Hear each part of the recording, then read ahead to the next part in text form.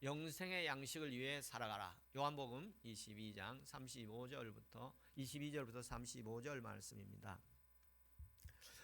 먼저 그 말씀을 좀 이렇게 살펴보면 25절부터 22절부터 24절까지는 이 말씀을 하게 된 그 배경에 대한 말씀입니다. 그 어떤 배경이냐면 이 앞에서 그 광야에서 빈들에서 보리떡 5개 물고기 2마리로 5,000명을 먹이는 그런 기적이 일어났었지 않습니까? 예수님께서 그때 안드레가 어린아이 그 물고기 2마리 보리떡 5개로 가지고 있던 그것을 가지고 예수님이 축사하셔서 그 5,000명을 먹고 남는 그런 역사를 체험을 하고 나서 결과 반응이 어떻게 됐었느냐 하면 어떤 사람들은 이분 정말 우리에게 표적을 보여주시는구나. 표적은 그분이 어떤 분인가, 그분이 어떤 존재인가를 알려주시는 건데 이분 참 선지자다 이렇게 느낀 사람이 있고, 어떤 사람은 무슨 말인지 도저히 못 알아듣겠네 그러면 떠나간 사람도 있고, 그리고 어떤 사람은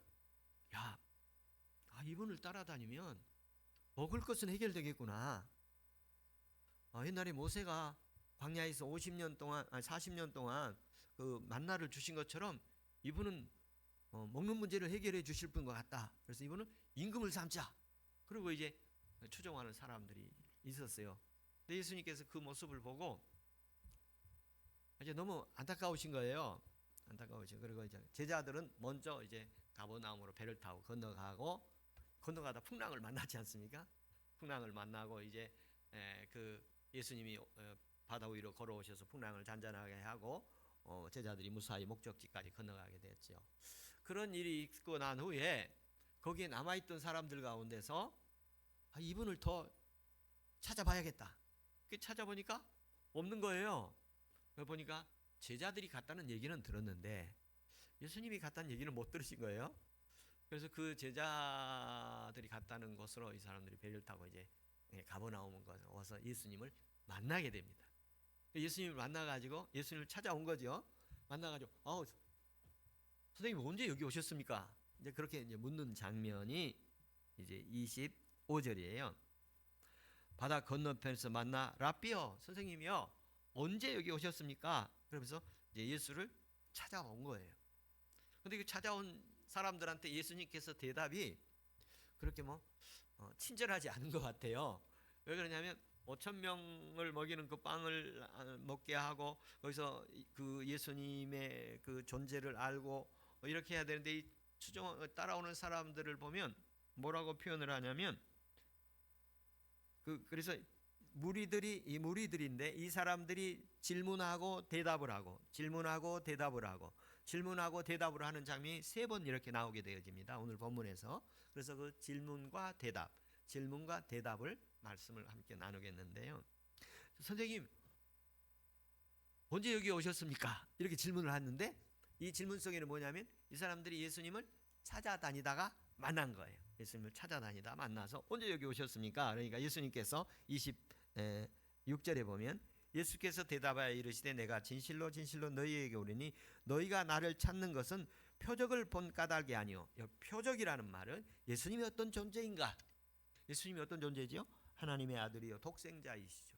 그리고 메시아이시고 그리스도이시고 그분이 우리 요한복음에서 나는 떡이다, 나는 생명이다, 나는 길이다, 나는 목자다, 나는 포도나무다 이렇게 자기 자신이 어떤 분이신가를 늘 알리셨잖아요. 그런데 그런 거는 보지 않고 그들이 하늘에서 떡을 주어서 먹게 한 이 떡을 먹는 일에 관심을 갖는 거예요. 떡을 먹는 일에 관심을 가졌어요. 그래서 그들에게 뭐라고 얘기를 하느냐 하면 썩을 양식을 위해 일하지 말고 영생하는 양식을 위해서 일해라 이렇게 얘기를 하는 거예요. 뭘 찾아오는 사람한테? 떡을 찾아온 사람한테, 빵을 찾는 사람한테 영생하는 양식을 위해서 일을 하라 이렇게 말씀을 해요. 그래서 여기서 오늘 우리에게 다시 한번 적용을 시킨다면, 우리도 예수님을 찾아서 여기 오신 거예요. 지금. 우리도 예수님을 찾아온 거예요. 우리가 찾아와서 이 시간 예수님 앞에 우리가 이 각자 있는 모습이에요. 그래서 여기서 우리가 살펴볼 일은, 나는 예수님을 왜 찾아왔는가? 조금 더 진전시킨다면, 내가 사는 목적은 무엇인가를 묻고 계신 거예요. 여기 두 가지 인생으로 표현하고 있습니다. 썩을 양식을 위해서 사는 인생, 영생하는 양식을 위해서 사는 인생. 이 두 가지 모습으로 표현을 하고 있어요. 심판받을 인생, 구원받을 인생, 불못에 들어갈 인생, 영생에 들어갈 인생, 천국에 들어갈 인생, 지옥에 들어갈 인생으로 이렇게 구분하고 계십니다. 내가 썩을 양식을 위해서 살고 있는가, 영생하는 양식을 위해서 살고 있는가? 지금 이 예수님을 찾아온 무리들을 향해서, 예수님 찾아왔는데 언제 여기 오셨습니까? 하면서 예수님에게 그 광야에서 빈들에서 떡을 만들었던 사건에 대해서 그들이 예수님을 임금으로 삼으려고 이렇게 마음을 갖고 있는 모습을 보고, 당신의 속에 무엇을 위해서 살고 있습니까? 썩을 양식을 위해 살겠습니까? 영생을 위해 살겠습니까? 그것을 지금 묻고 계십니다. 예수 그리스도의 그 모습을 우리가 오늘도 보고, 십자가 예수 바라보고, 부활의 예수 바라보고, 승천하셔서 하나님 보좌 우편에 계신 분을 바라보고, 성령으로 우리에게 오셔서 마가의 다락방의 모든 사람에게 성령 충만하게 해주시고, 오늘도 우리에게 성령 주셔서 예수 그리스도를 구주라고 믿고 고백하게 하신 그 성령님의 역사들을 따라서 살아가는 인생. 성령으로 하지 아니하고는 누구든지 그리스도를 주라 할 수 없느니라고 하셨으니까, 우리가 예수 그리스도를 찬양하고 예배하는 것은 성령의 역사에 의해서 이루어지는 것이므로, 주여, 나도 영생을 위해 살아왔고 살아가고 있고 앞으로 살 것입니다. 영생을, 생명을 붙들고 살겠습니다. 이런 대답을 할 수 있기를 바랍니다. 오늘 그 본문이 상당히 길어요. 굉장히 길어서 이걸 다 얘기하면 길고, 또 다 얘기하면 산만해져서 제가 핵심만 세 가지 질문 가운데서 핵심만 얘기하면, 첫 번째, 예수님 언제 여기 오셨습니까? 찾아왔어요. 예수님을 찾아온 거예요. 그들이 배 타고 찾아온 거예요. 그것도 쉬운 일이 아니에요. 그런데 찾아온 목적이 예수님 볼 때에 떡을 위해서 찾아온 거예요. 그래서 썩을 양식을 위해 일하지 말고 영생하는 양식을 위해서 살아라, 이렇게 말씀하고 계십니다. 또 그렇게 얘기를 하시니까 이 사람들이, 이게 그 말이 맞거든요. 유대인들 볼 때 그들은 하나님의 나라를 위해서, 영원한 세계에 대해서 늘 동경을 가지고 있던 사람들이에요. 그래서 이 사람들이 두 번째 이렇게 묻습니다. 28절에 같이 한번 보겠습니다. 28절, 그들이 묻되 우리가 어떻게 하여 하나님의 일을 하오리까? 여기서 보니까 썩을 양식을 위해서 일하지 말고 영생하도록 있는 양식을 위해서 일하라. 그러니까 이 사람들이 두 번째 또 묻는 질문이 뭐냐면, 그럼 어떻게 우리가 하나님의 일이랑, 여기 복수로 되어 있어요. 일들을 하오리까? 그러니까 어떻게 하는 게 하나님의 일들을 할 수 있겠습니까? 그렇게 이제 묻는 거예요. 그래서 29절에 예수께서 대답하여 이르시되 하나님께서 보내신 이를 믿는 것이 하나님의 일이니라. 하나님께서 보내신 이 누구지요? 예수 그리스도. 여기서 인자라고 표현해요. 예수 그리스도를 믿는 것이 하나님의 일이다. 그러니까 이 사람들이 또 그 말을 받아서, 우리가 당신을 믿도록 행하신 표적이 무엇입니까? 지금까지 표적을 보여줬잖아요. 그런데 무슨 표적을, 그러니까 어떻게 해석해내느냐면, 이 사람들이 오병이어서 이 떡을 먹었었잖아요. 그러면 그 떡이 모세가 광야에서 먹었던 그 떡입니까? 계속 그렇게 떡을 주시겠습니까? 그렇게 지금 얘기를 하시는 장면이 이제 31절에 그들에게 떡을 주어 먹게 하였다 함과 같이 우리 조상들은 광야에서 만나를 먹었나이다. 우리에게 이스라엘 백성들이 광야에서 먹은 것처럼 예수님 따라다니며 그렇게 먹여주시겠습니까? 지금 이런 얘기예요. 여기서 예수님께서 하나님의 일에 대해서 무엇이 하나님의 일인가를 이렇게 정리해주고 계세요. 이 사람들은 무엇을 해야 하나님의 일들로 생각을 하고 있었어요. 하나님의 일을 무엇이라면 내가 좀 하겠습니다. 지금 이런 입장이에요. 그런데 예수님께서는 하나님의 일이라는 게 뭐라고 표현을 하느냐면 하나님이 보내신 일을 믿는 것이 하나님의 일이다. 이렇게 표현하십니다. 여러분, 하나님이 보내신 이가 누구신지 아십니까? 예수 그리스도이시지요? 예수 그리스도 하나님이 보내신 분이시고 우리는 그분을 믿습니다. 여러분 믿습니까? 예수 그리스도를 믿습니까? 그런데 그분이 어떤 분인가를 믿는다는 말도 이게 쉬운 얘기 아니에요. 여러분, 저는 우리 이성희를 믿습니다. 또 우리 권사님들을 믿습니다. 우리 집사님들을 믿습니다. 근데 보면은 못 믿을 것 같기도 하고 믿다가 또 안 믿어지기도 하고 확실하게 믿기도 하고 이런 과정들이 있을 수 있잖아요.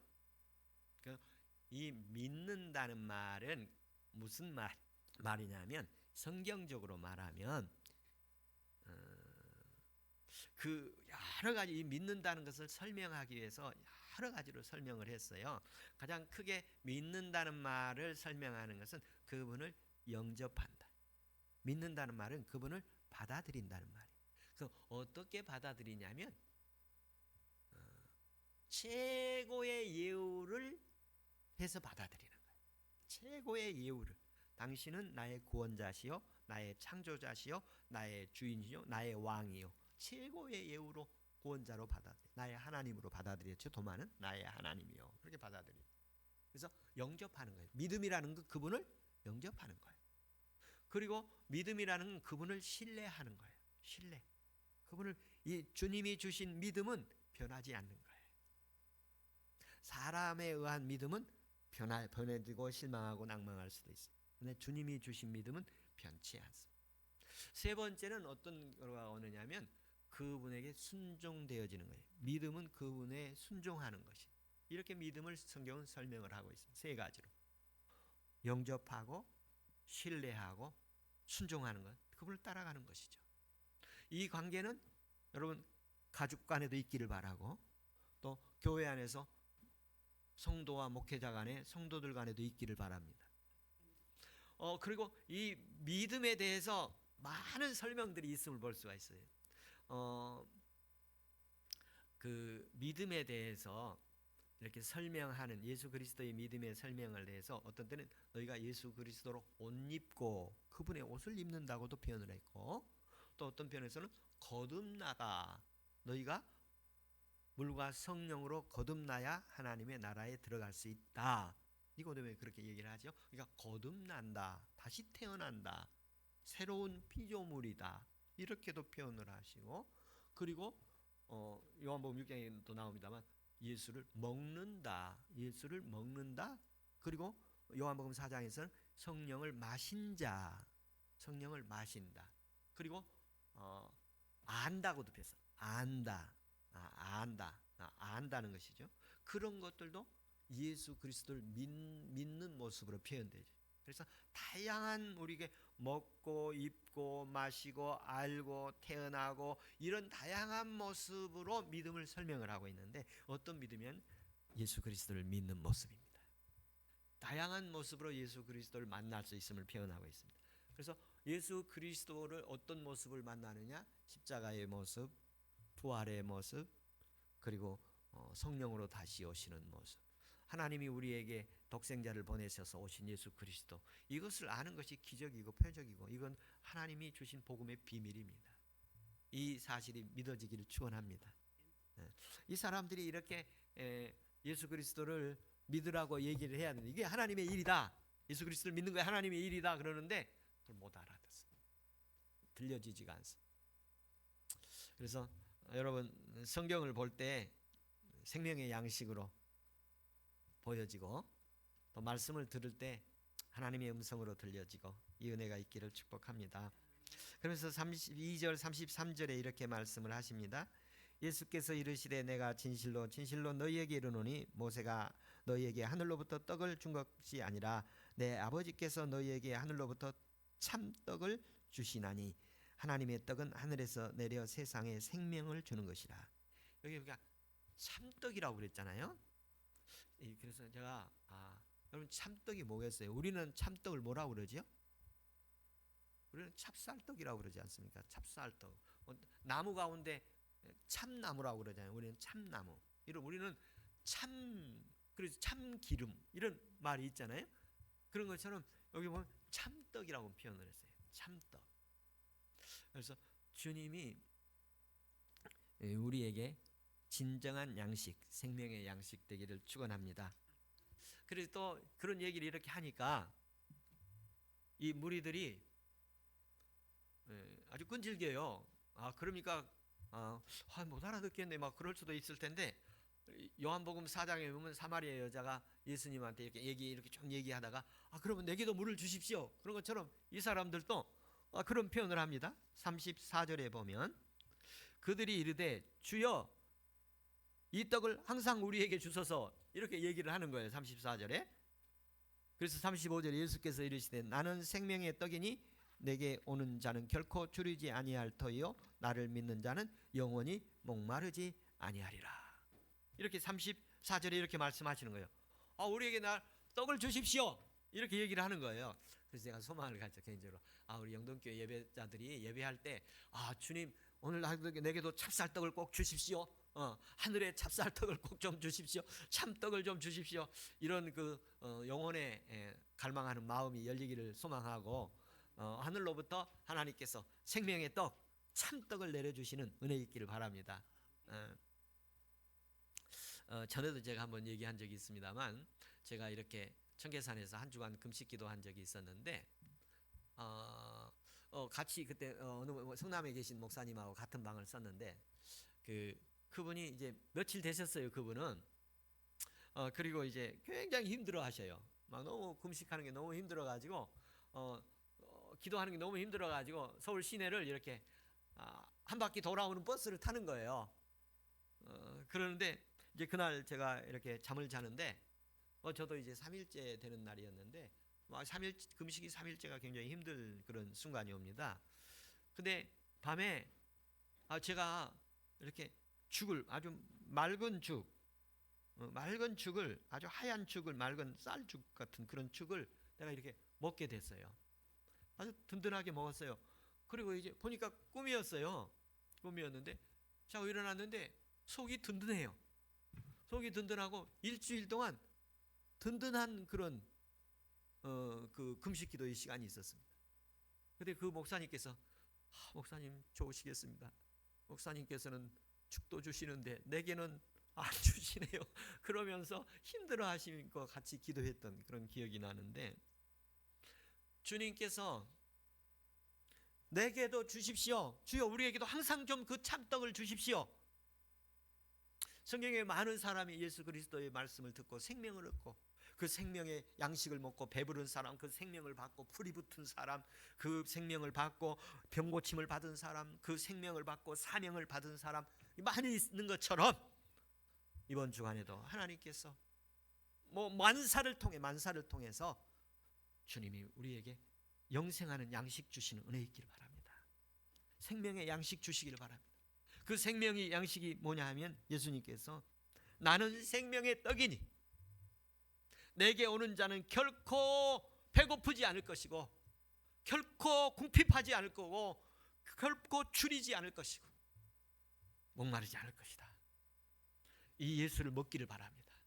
이 예수 한 분으로 세상이 만족해질 수 있기를 바랍니다. 예수가 들어오니까 세상이 만족해져요. 배불러져요. 그러면서 주님께서 말씀을 하십니다. 나는 생명의 떡이다. 주님이 행하시는 이 어린 아이 이 도시락 물고기 2마리 보리떡 5개에게 이 떡을 나누어 줄 때 빵을 나누어 줄 때 그 목적이 뭐냐면 자기의 생명 떡을 나누어 주는 걸 표시하는 거예요. 그래서 이 주님께서 주의 만찬을 할 때 그러지 않습니까? 이게 떡을 떼어주면서 이거는 내 살이요, 포도주를 주면서 이건 내 피요, 이렇게 말씀하시잖아요. 그걸 먹는 사람들에게 생명이 있고 영생이 있다는 걸 알려주시는 거죠. 이 말씀을 우리는 그러므로 이 말씀을 이렇게 받아들이고 읽고 보고 듣고 쓰고, 그래서 요한복음을 쓰자고 제가 말씀한 거예요. 이걸 쓰고 보고 듣고 그러면서 생명의 양식이 되어져서 풍성한 삶을 살기를 주의 이름으로 축원합니다. 할렐루야.